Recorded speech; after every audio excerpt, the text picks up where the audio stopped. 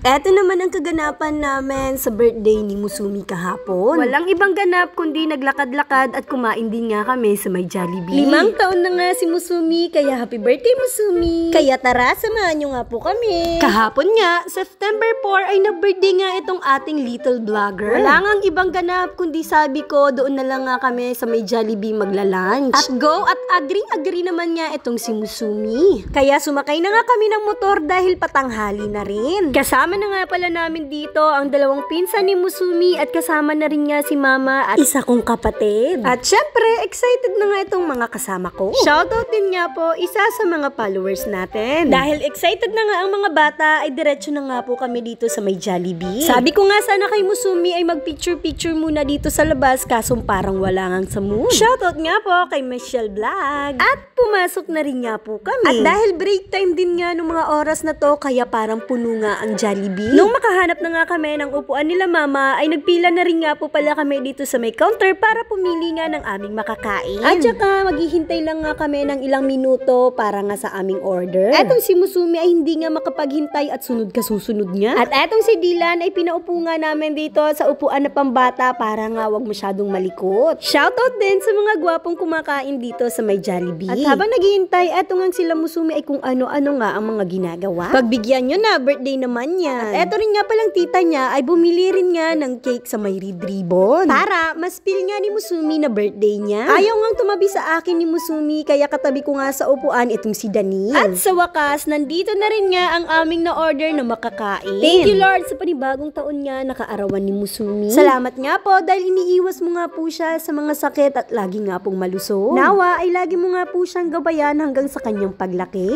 May nangani po palan ka mo magkaun.